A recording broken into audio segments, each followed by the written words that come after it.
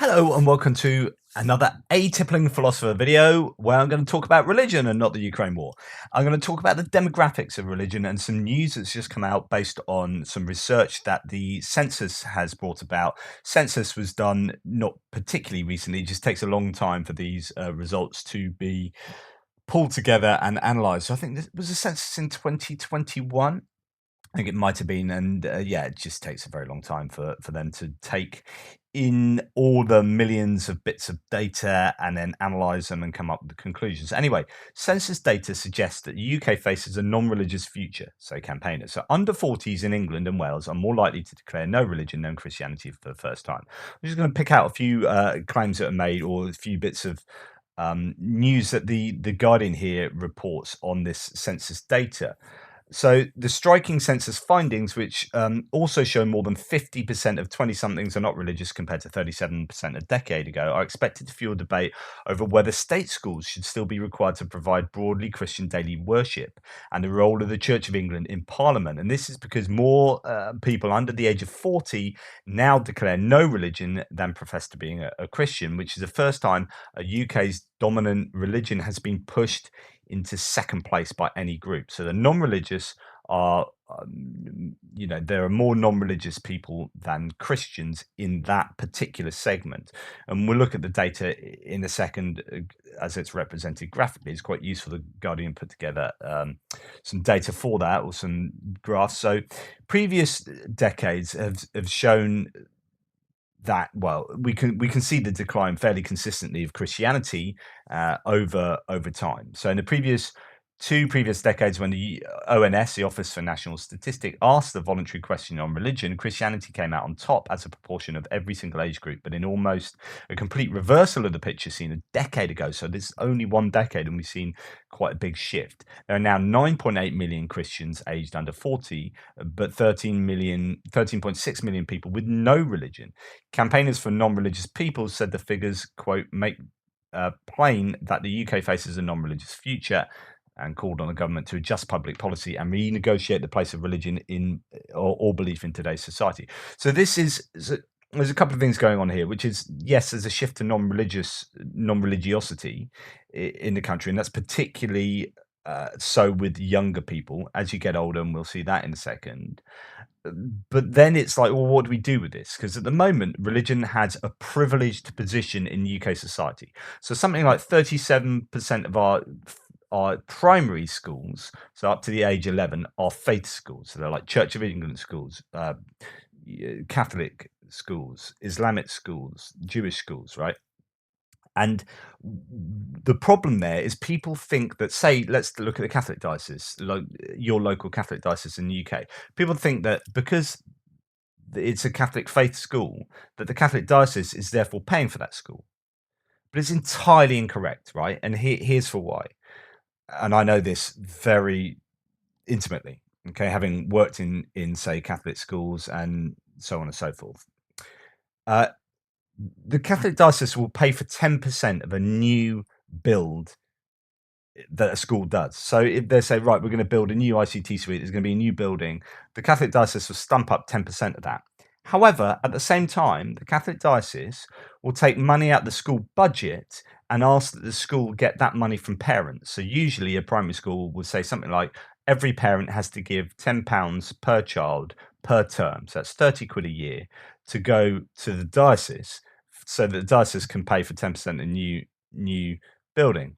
However, if the school fails to get that 10 quid a term per child from the parents, that's an example, the schools will differ on how much they charge, then the school, that still comes out of the school budget, right? So what that means is the school budget is actually 100% of the operational costs of a faith school in the UK is funded by the taxpayer. So if you look at your local Catholic primary school, that is every teacher, every pencil, every bit of the energy that the school uses is paid for by the taxpayer, as any non-denominational school is. The only thing the taxpayer doesn't pay is 10% of a new build. However, the diocese takes that out of the school budget and asks that the school get that back from the parents in voluntary donations. In other words, effectively, the entirety of the budget is paid for by the taxpayer. Now, if most of the country, and certainly we're looking at under 40s and people having children at the moment going to these schools, are not religious, then how do they have this privileged position of being able to uh, try and spread their doctrine and it, C of E, Catholic, Jewish, Islamic, spread their doctrine to the children they teach, and that is funded by the taxpayer. So you as a British taxpayer should be really angry about that, really angry. And actually, it's worth. I could bore you with other details and new details coming out about funding, because I'm intimately connected to how this gets funded. Um, I could bore you even more of how absolutely terrible it is. I might do a separate video on that. So it is really bad, and it's not representative of. Or it's not secular. It's not representative of the makeup of the population, and there's a privileged position that, and that's just primary schools, that religion has. You look at the House of Lords. I think they entitled to, is it 19 or 29 bishops sit on the House of Lords, and they are guaranteed that. Why? It's not democratic. You haven't been voted in. You haven't. You're given that position because you're religious. Why can't we give humanists uh, an allotted position on the House of Lords? Why do you have that privilege? And so in Parliament, there is this religious privilege that takes place. Is that representative of the nation's belief? No. So there you go. Just to continue the article, last week's rejection of the Church of England demands to allow clergy to conduct same-sex marriages. So, the clergy are saying, no, we can't conduct same-sex marriages, is likely to further the trend, said Abby Day, a professor of race, faith and culture at Goldsmiths University of London, who said the church continued to show itself as, quote, radically out of step. Christianity is fading fast because of generational change, she said. The baby boomers, the millennials, and Generation Z are all, Z of course, are all turning away from Christianity. Andrew Copson, the chief executive of Humanist UK, I'm due to interview him at some point, said on Monday, today's results only serve to underline the archaic place that collective worship and faith-based discrimination have in our schools. Even non-denominational primary schools, and I wonder, and it's probably secondary schools as well, are legally bound to give daily Christian collective worship. So even if you're a non-denominational school, there's a statutory requirement that you give daily Christian collective worship. Now, actually, most schools in reality don't do that, or they'll give some kind of collective get together, but it won't necessarily be Christian based. But technically, it should be. And that is just another example of the privileged position religion has in the UK's education system. So when we look at these guys, these are interesting. So when you get up to sort of 90-year-olds, you get this almost 80% profess to be Christian. But when you go down to 20-year-olds, it's around 30%. And 40-year-olds is under 40%, it's 39%. And in fact, non-religious, there's a flip there. So around 40-year-olds, it's 41%. That would indicate that outside of Christianity and non-religion, there's very little representation of other religions. So I'm not sure whether this data is correctly represented. Oh no, sorry, I can't do maths. That's 70. That's 80%. So there's 20% other religions. Sorry, I thought 39 and 41 added up to 100. Jeez, sort it out, Pierce. So that's 20% other religions, but you can see that the largest majority is therefore the non-religious. So Andrew Copson said the figures were in stark contrast to how the state institutions operate today. No other European country has such a religious setup as we do in terms of law and public policy, while at the same time having such a non-religious population. The Church of England pledged to, quote, connect with Generation Z and said, quote, every generation needs to hear the good news of Jesus Christ. We know that younger people today are less likely to have been brought up in the Christian faith than in the past, and said Dr. Stephen Hance, its national lead on evangelism. But while they may be less familiar with its message, that doesn't mean they are less open to faith. Our own research on prayer last year found, for example, that younger people actually appear to be more likely to pray than older generations. So maybe that idealistic outlook, that need for parenting from the kind of this parental source, this comfort blanket above.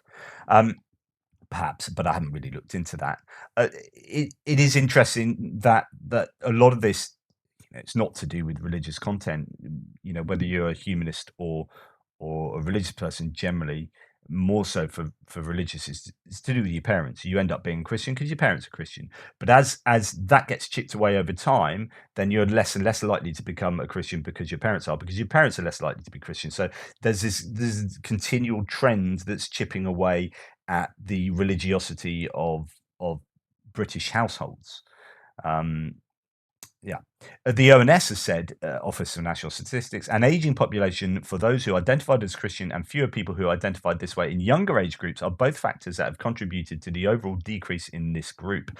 Census figures released in December had already shown England is no longer a majority Christian country, with the biggest factor being the growth of no religion. This outstripped the growth of the Muslim population, which grew from 2.7 million people to 3.9 million in a decade. So on and so forth. Among the minority religions that people could write in on the census forms, the average age of Satanists was 30, Shamans 37, Wiccans 39, Scientologists 45, Druids 53, and Freethinkers 58. Women were more likely to identify as Christians and Buddhists than men were. Pretty interesting. No change in the average age of Jewish people, which is 41. Followers of Islam have the youngest age profile, 27 on average, followed by 32 for people who have no religion. The average age of Sikhs and Hindus are both 37, and Buddhists 43. But Christians are by far the oldest at 51 on average. Interesting statistical breakdown there. Anyway, I just thought that was interesting move, a demographic shift that we're seeing, and there's no reason to think that will particularly change.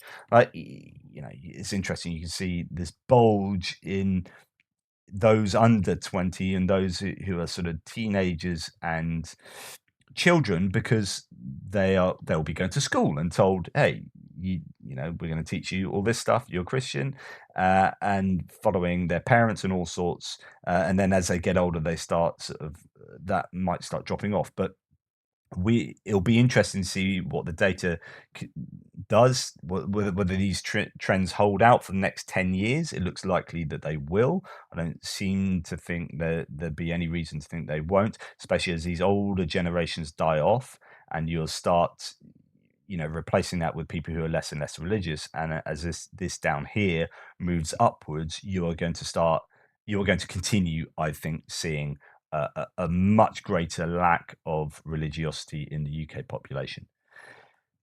So it's again what you do with that information, and how that lack of religiosity should be reflected in the mechanisms of democracy and the mechanisms of governance in the UK, and education, indeed. And we're starting to see things like humanist chaplains in church, in hospitals more, as the end of life pastoral care is needing to reflect the people who are dying or in need, who are becoming increasingly non-religious and don't require or don't want those religious chaplains. In fact, James Croft, who was the St. Louis Ethical Society, he was the main guy there, has now just got a job as one of the first leaders of faith. So talking to all the different faith leaders, but as a humanist at the University of Sussex. So this is Britain's first, which is a humanist taking on the role of that interfaith dialogue, and how that will work in the university environment. So that's a really interesting move. I've interviewed him. You can check out my interview with James Croft in my back catalogue. Please do so. Anyway, there you go. Thanks for listening or watching. Please like, subscribe, and share. I do apologise because I am just, stream of consciousness chatting to you about this article. But hey, it's how I roll. Take care, and I will speak to you soon.